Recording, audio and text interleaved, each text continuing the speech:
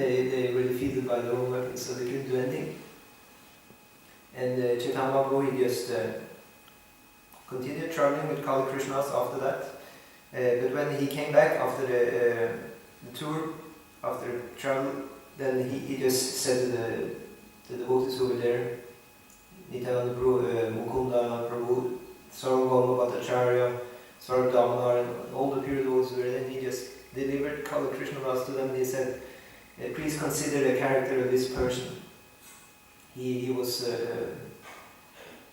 and he explained briefly that he was being seduced by the gypsy woman, and he had to drag him out of there. So he said, now you take care of him. I don't have anything to do with that person. So he just plainly rejected him like this.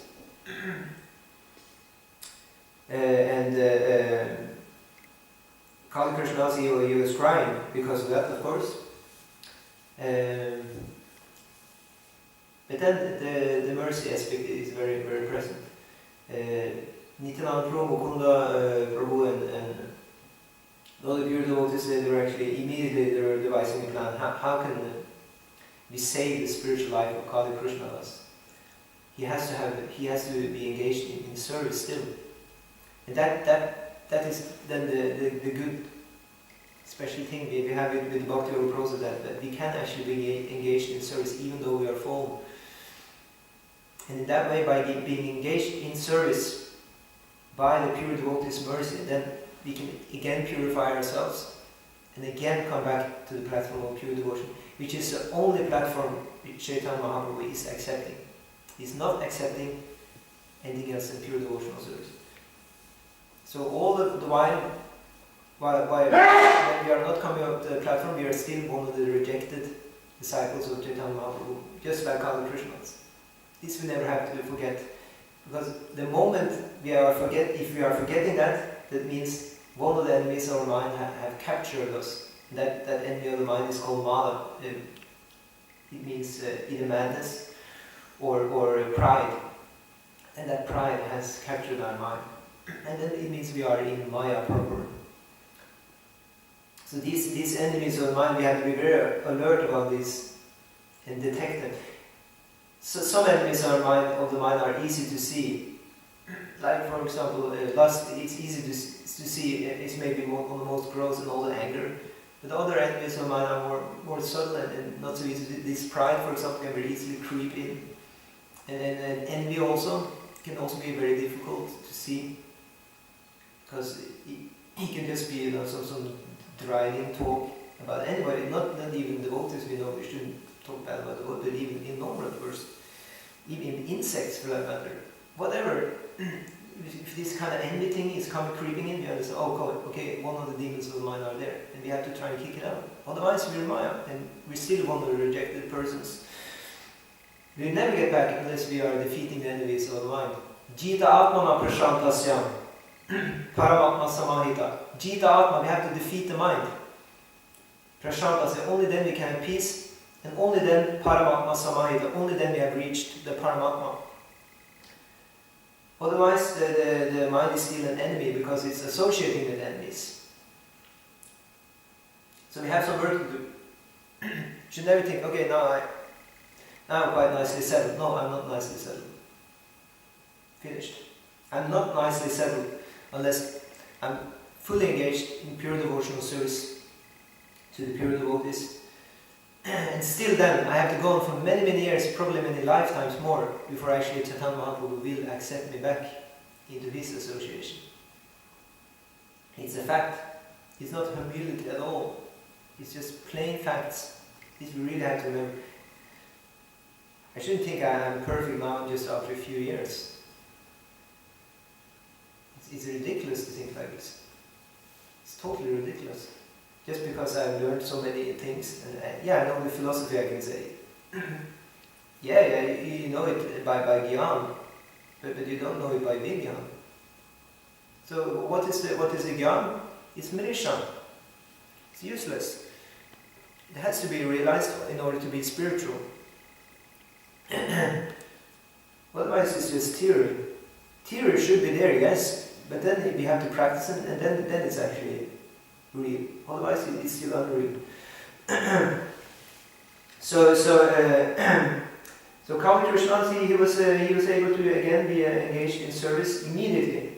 The pure devotees, they didn't let him just sit and cry. They immediately made a plan for him. So they said, okay, we will send Kali Krishnadas to devote. Now I think it was like this.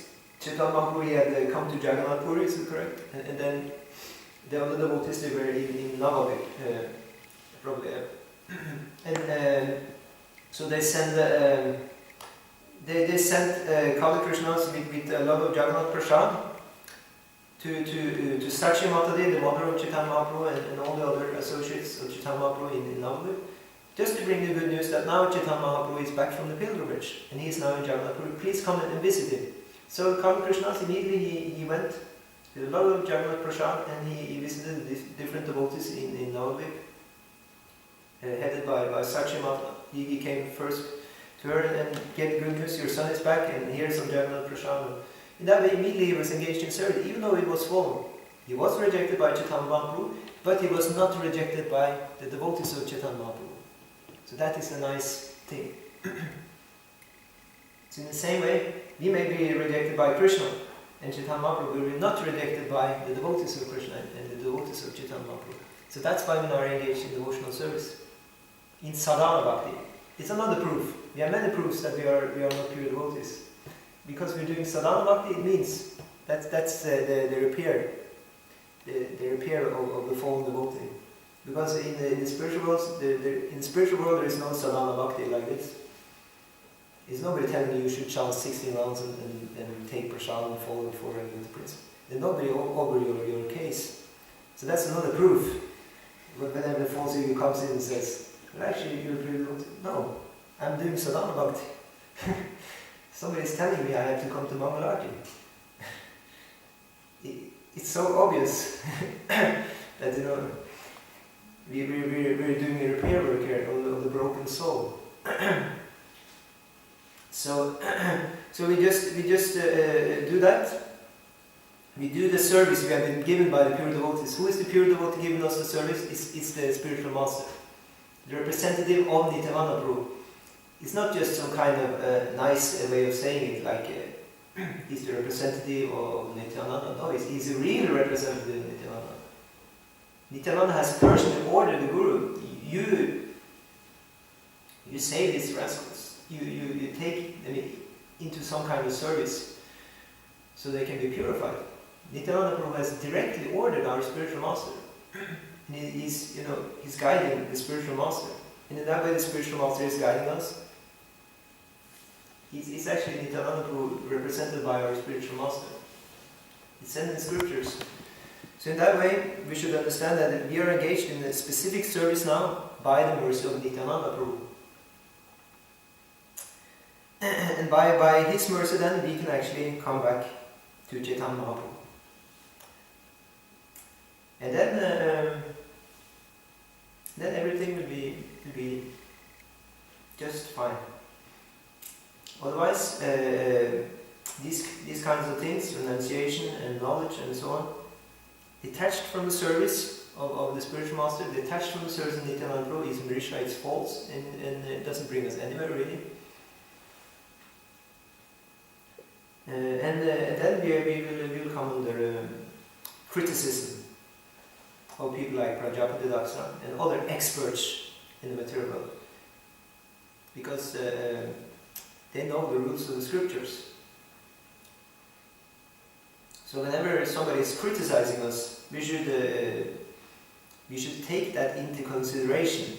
We should never, even though it may be an envious person criticizing us or a fallen person, still we should take it into consideration. Why? Because nothing is happening in the material world which is not sanctioned by Krishna. That means that criticism which we may receive, it has been sanctioned by Krishna. He could have stopped it. Isn't Krishna omnipotent? Isn't he omnipresent, omniscient? He could have stopped it easily, and he is stopping. He is protecting his devotees from being criticized untimely. He is. He's protecting devotees from being attacked by all kinds of enemies. He is. So if he is sometimes allowing us to be attacked, sometimes allowing us to be criticized, what is the reason for that? It means that he thinks we need it. If nothing else, just to show us that we still have a false ego. Because if you actually are reacting to criticism and think, oh, why is he saying that? I didn't do anything wrong. Then it means it's a false ego up there, with standing up with its proud form. So that means it becomes very clear to us that we have to do something to get away from this, because this is a serious block to the devotional mood. It's given so many examples in the Shastras that pure devotees, if they're criticized, they just don't retaliate to that. And we have the example here of Narada Muni himself. He didn't retaliate. He just said, "Okay, thank you." He accepted the curse. Another person who accepted the curse was Chitraketu, cursed to be a demon by Shiva's wife, Parvati. He immediately just accepted, yes, he cursed me to be a demon in the material world, yes, and to be killed. It may be quite easy for us if somebody is cursing us to be a demon who is going to be killed in our next birth. It may be very easily for us to just reject that kind of criticism and say, oh, you tell me that I'm a fool, that I should be cursed to be a demon. Well, I think you're a fool. You maybe very easily think, at least, if you don't say it directly. But Chitraketu just accepted it, and he became a demon. But he was born in the demon family, but he was a devotee. Still, because he had the devotional trait, he was keeping that. Because the devotee he's just taking everything as a blessing from Krishna, even bad things. Susamikshamo, how is this verse again? Susamikshamo. Yes, Tatenu kampam susamikshamo. Bunjana ki. Bunjana eva makritam vipakam. So Lord Brahma is also praying like this, that the pure devotee, all the kampa, all the distress he is receiving, Bunjana eva atmakritam.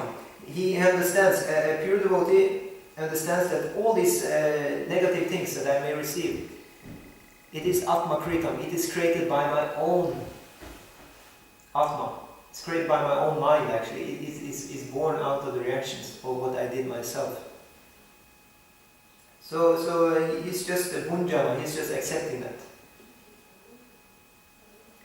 And then with his words, with his minds, and with his body, he's just keeping on glorifying the Lord during devotional service, because he knows one of the processes of devotional service is Atma Samshuddhi. It's a purification of the Atma.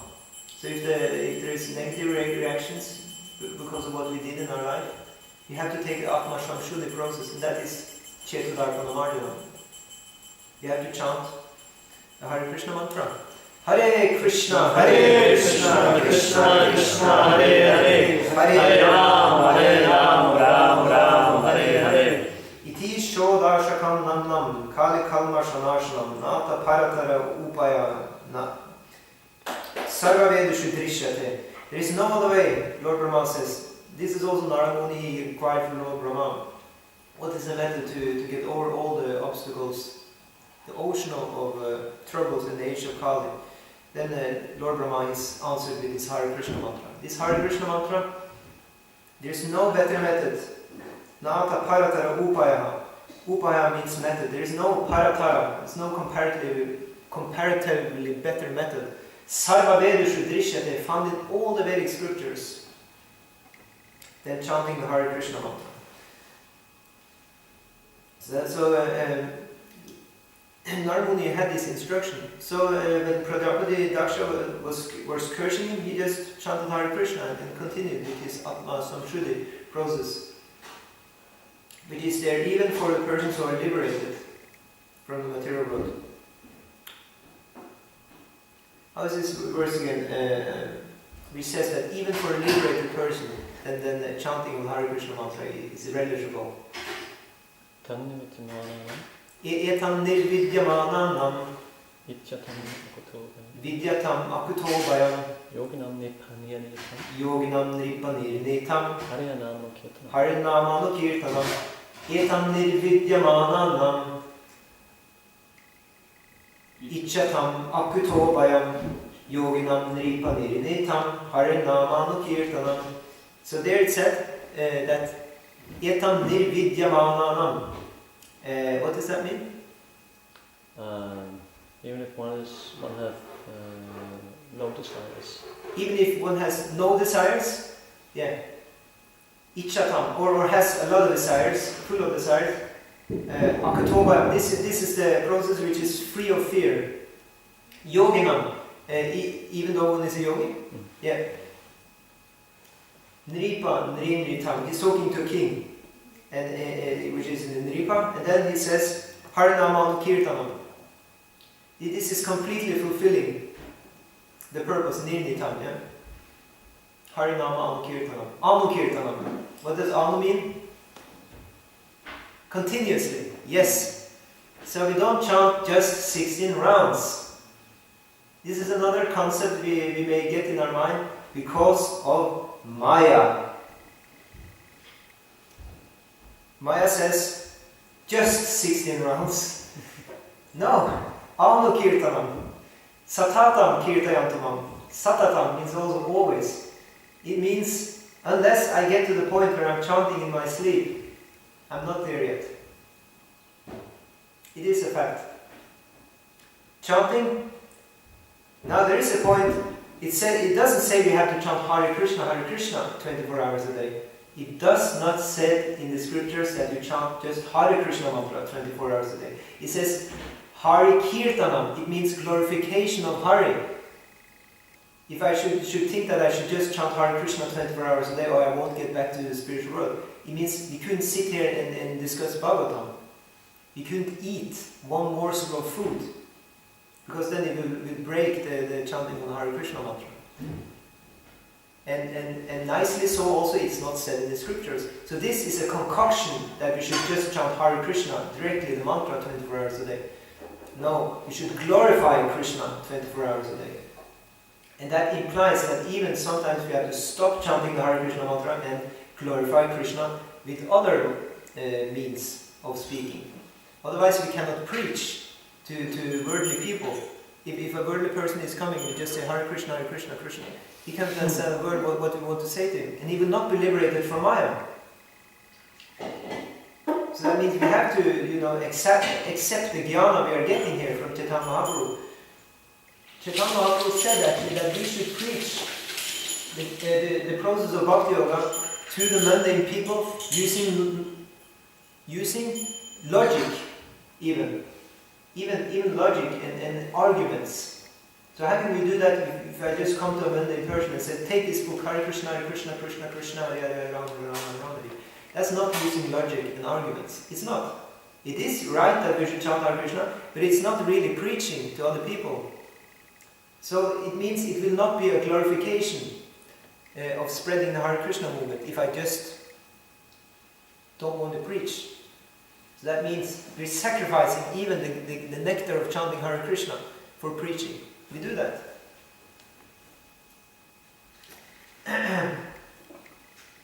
So in that way, we are engaged 24 hours in kirtan, in glorifying the Lord. So how can we do it even in our sleep? Then it means that we have to get to the level where we're also serious about Bhakti Yoga in the sleep. Sleep is not a free space for spacing out. Although the mind is very eagerly throwing himself all over the sleep opportunity. And all enemies of mind can just do what they want according to Maya. But actually we should not accept that. So again, I have a lot of work to do because there's so many bad habits, and Maya has too much space, in my life. Maya has too much space. So we can change the space. How? By chanting Hare Krishna, by preaching, glorifying Krishna, we can change the space. So that Maya will have no space. And when Maya has no space, there is no space for spacing out. Spacing out means we give space to Maya. And then we have all the so-called things. But if you just have space for Krishna, the so-called, the Mrisha, the false things will be thrown out. So thank you for being present. Any comments, questions? Yeah? I was just wondering how was... Yeah, you said that Chaitanya Mahaprabhu, he said that we should preach Krishna consciousness with logic and arguments. Yeah.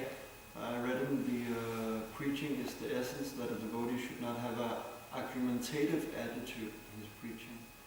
Yeah, that's true. So what's the difference? Argumentative, it means maybe that he just wants to argue for arguing's sake.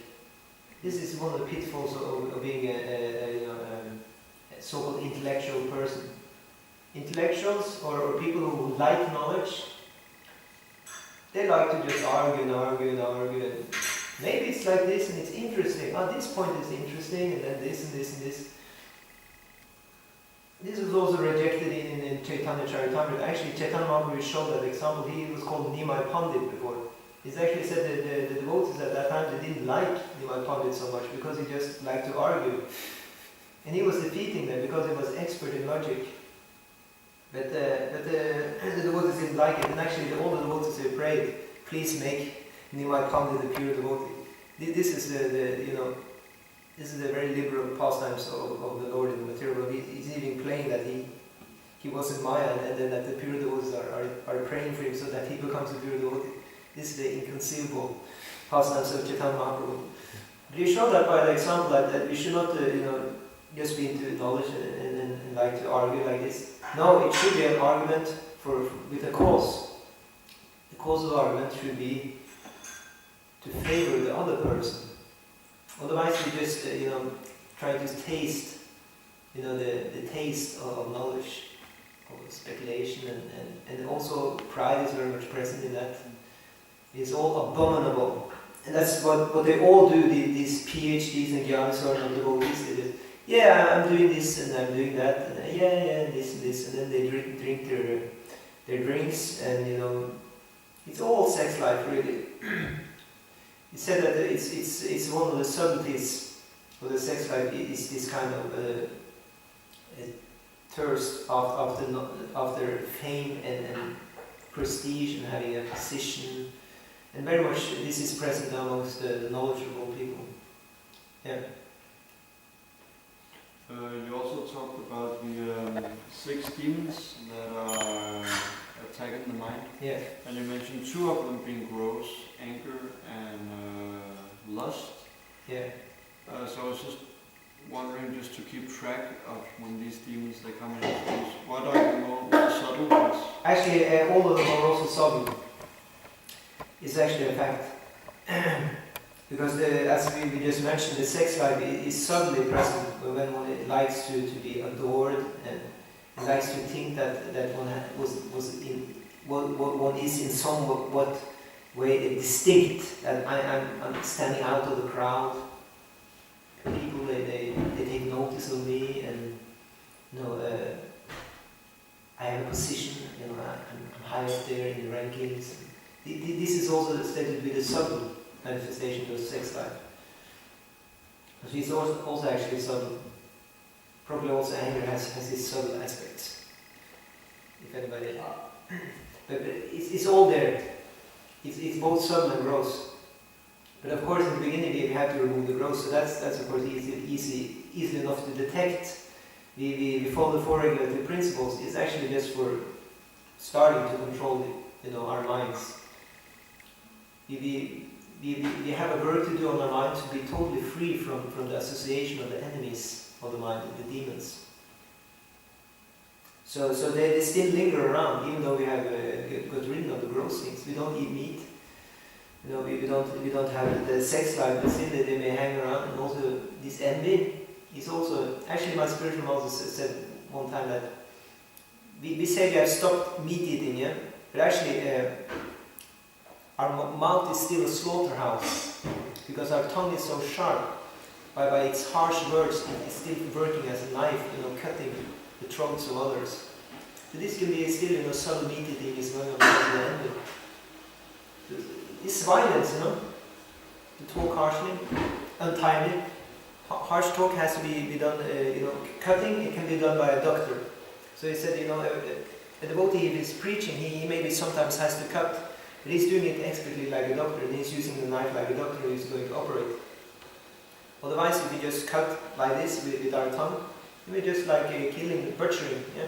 Just like not so far away, from cutting in the slaughterhouse. So these things may still be going on subtly. That's one of the points. So that's the advanced devotee. He will more and more detect, when these things are creeping in the subtle way, because the gross things he has, of course, got rid of. And of course, when we are able to detect the subtle things and stop them already there, then of course we will definitely be free from doing the gross offenses. And then we may proceed very nicely on the path of bhakti. So that's why we have to always remember to associate with the advanced devotees, because they have gone through these things. They have come to the subtle levels of devotional service. Their value cannot be underestimated. The association of the advanced devotees is so valuable, because they have actually gone through it. So they're dealing on much higher levels than we can even understand. That they really advanced devotees. We can't even conceive of what they're dealing with, because they've gone through all the gross things that we may still struggle with. So that's why it's so important that we never, even though we see some faults in very advanced devotees, we should not criticize. And if there is criticism in the mind, we should immediately throw it out. Because, this criticism will then block our taking the association of the advanced devotees. So of course, the best thing is we get a pure devotee who is fully finished with all kinds of anarthas. But also, if you don't have an association with advanced devotees who are very advanced on the path of bhakti, having almost gotten rid of all anarthas, if you don't take their association also, we will not also progress like this. So in that way, we can more and more be able to see these subtle enemies of the mind. Okay, so Srila Prabhupada, yeah? One comment. I'm thinking, because you mentioned that this point that one cannot have pure bhakti without mercy. Yeah. So there's no mercy, but it seems like it's like almost contradictions, because if you have pure bhakti, you automatically have mercy. Yeah. And you also mentioned the yashasti bhakti verse, that the devotees automatically have all the good qualities. Yeah. And we have this verse, Shruti Smriti Puranadi, Pantraratta Vidimvina, Aikantiki Hariya Bhakti Utpadaya Kalpiti. That pure devotional service should, out according to all the different scriptures, it's not pure devotional service. It comes disturbance even. Disturbance. But same principle, it can seem like, but you can't be a pure devotee without following the scriptures. You can't be a pure devotee without having mercy. Yeah. So it seems like it's almost like a contradiction. Yeah. Our so-called devotional service, it's not so-called. As long as it's so-called devotional service, it will be a disturbance. It is stated in plain words. But the thing is, it says Aikantiki Bhakti, it says pure devotional service. Yeah. We are making a disturbance to Krishna. That's why we have been put away from Krishna's association. And it said that we are not allowed into the spiritual world because the pure devotees, they don't want anybody to make a disturbance to Krishna. So, but the point is, it's not a disturbance to the pure devotees themselves. It's a disturbance to Krishna and a disturbance to Chaitanya Mahaprabhu. As we have heard, Chaitanya Mahaprabhu immediately rejects those who are not pure devotees.